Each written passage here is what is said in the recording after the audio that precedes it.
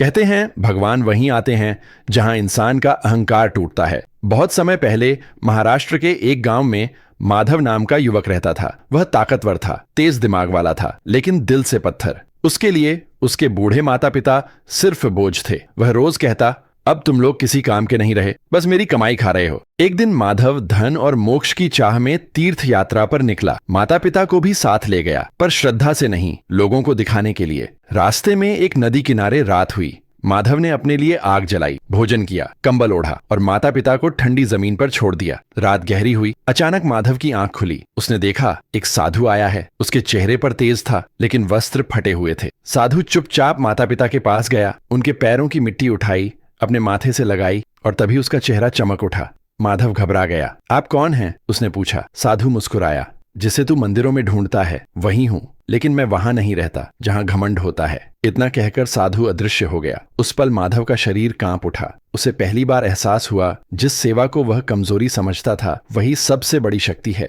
अगली सुबह माधव ने यात्रा तोड़ दी, घर लौटा और जीवन बदल दिया। अब वही हाथ जो कभी अपमान करते थे, माता पिता के चरण धोते थे, वही मुंह जो कटु बोलता था, अब आशीर्वाद मांगता था। सालों बाद जब माता पिता इस संसार से विदा हुए, माधव एक पत्थर पर बैठकर रो रहा था। तभी वही साधु फिर प्रकट हुआ। बोला, आज तूने मुझे पा लिया। माधव ने पत्थर की ओर इशारा किया और कहा, प्रभु यहीं बैठो। आज पहली बार दिल हल्का हुआ है। कहते हैं उसी जगह पर भगवान स्थिर हो गए, ताकि हर पीढ़ी याद रखे, भगवान मंदिर में नहीं, माता पिता की सेवा में मिलते हैं।